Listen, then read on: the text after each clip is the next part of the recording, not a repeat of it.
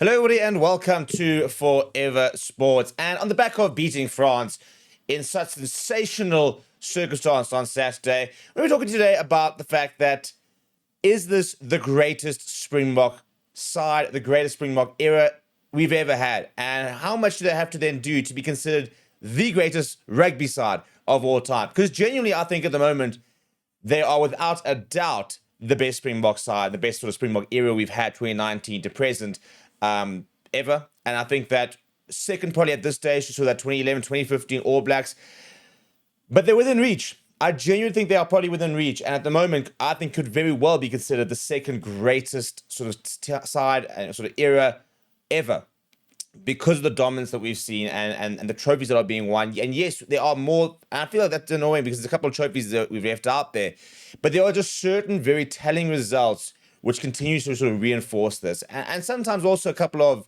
losses here and there, which has sort of sparked the fact that this is why they're not quite the same as the 2011, 2015 All Black side. You look at the win streak that they went on. The Boks haven't really ever been able to kind of go on that sort of win streak. I think the longest we've gone about 12 or 13 games. But in those 12, 13 games, there are some absolutely phenomenal results. And I think also what's one of the biggest things at the moment is how much they are changing the game and how much the game is changing itself whilst the Springboks continue to adapt. So we've seen different law changes, for example, that have looked to negate certain of the Springboks tactics. And, the whole idea of trying to negate the 6-2 split. So what do the Boks come up with? Well, they're going to transform an inside center into a flank to be able to fulfill those sort of dual roles. They're continuously always at the forefront of innovation at the moment, and I think really continue to set the standards of what rugby is about at the highest levels. And I tell you what, Rassie Erasmus, I mean, we all know he's already the greatest coach we've ever had. But you start looking at some of the stats, and it actually is mind-blowing how good he has been. Before we get to it, please do smash a like on the video. Please do subscribe to the channel as well. Let's start with Rassie Erasmus's win rate, shall we? Because over the weekend, he played his 50th match as head coach. And you go look at that, and he is fifth in terms of win rate. Kitch Christie obviously has that 100% win rate, which obviously Rassie can never get to. But 14 games.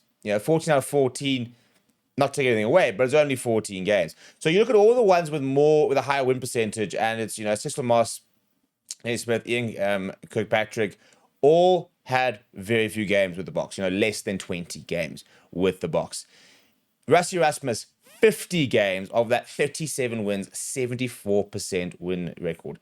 Across 50 games, that's incredibly impressive. Even though some of the greatest managers, you look at football, for example, so Alex Ferguson, he also had a win percentage in the 70s, for example. To have a win percentage in the 70s is pretty remarkable, because obviously that doesn't take into consideration draws, and then obviously there are always going to kind of be losses in and around the scene.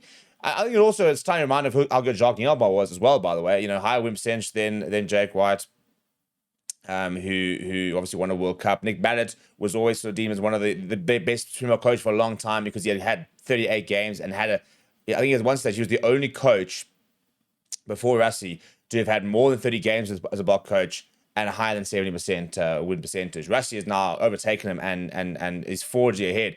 He is not the most captain inverted commas manager of all time, or coach of all time for the Boks. Jake White still with 54 caps. Obviously, Rassie Erasmus didn't get the 39 games that Jacques Nielba was the official head coach. So he's actually been involved in the Boks for 89 games, close on 100 games since he kind of came back. And look what we've done in that time.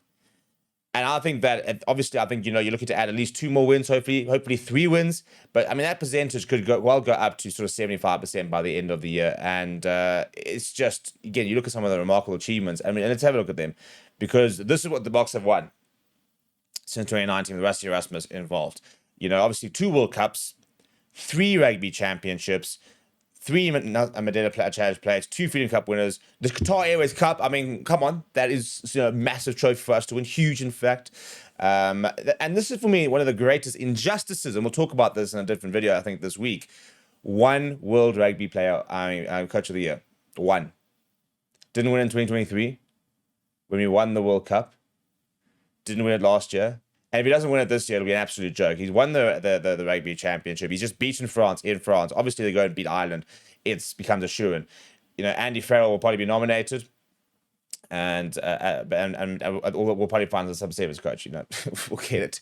But it's incredible what he's done, and I think that this team, for me, has firmly cemented themselves as the greatest ever Bok team. Now, the question now is, can they become the greatest team ever?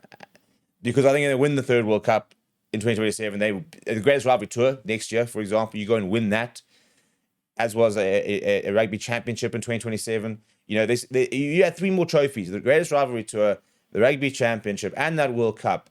And between 2019 and 2027, that would have been the most dominant period of all time of a team in international rugby, and that's been the Boks. So the question is, can they do it? Can they find themselves with enough motivation, with enough innovation to win that 2027 World Cup? I mean, right now, they are the firm favorites. Right now, I think it's very difficult to see beyond the Boks for the next World Cup if it was played tomorrow. You know, I just think that they are in such a good space with so many good players, such good squad depth, the tactics as well they're playing. You know, they're preparing for 2027 with these very open, ball and play tactics where they're looking to run the ball, for example. They're scoring lots of tries. They are conceding a bit more than I'd like to see this weekend was pretty solid. But they're so effective at the moment. And I just don't see who's stopping them right now. If the World Cup is played tomorrow, I don't see who's beating them. The big thing is now, though, can he beat Ireland? Because you can't obviously sort of say all these things and lose to Ireland next week. It's the only country he has not won in that he has played a match, or coached a match, is Rassie Erasmus. The only one. So that's kind of like his last real hurdle or obstacle. You know, the last thing to check off. If he beats Ireland in Dublin, he has then beaten every single test nation he's played against in their countries. He's won in Argentina, he's won in Australia, he's won in New Zealand, he's won in France, he's won in Italy, he's won in Wales, he's won in England, he's won in Scotland, won in Japan. Where else have we got? Yeah, I think that's about it, actually, to be honest. It's just Ireland. So win next weekend, following weekend, not this coming weekend, following weekend, and Rassie Erasmus will have beaten all the countries that he's faced in the different countries. And I don't think there's no country, for example, that has a 100% win record against him. He's beaten every single country that he has played, as coach. But you go and beat Ireland in Ireland, and there's no doubt the Boks will firmly sit in the number 1 spot in the world, and deserved as well. Do you think we can do it? Let me know down in the comments below. Smash a like on the video, subscribe to the channel as well. Thank you very much for watching. My name is Steve. I'll chat to you soon.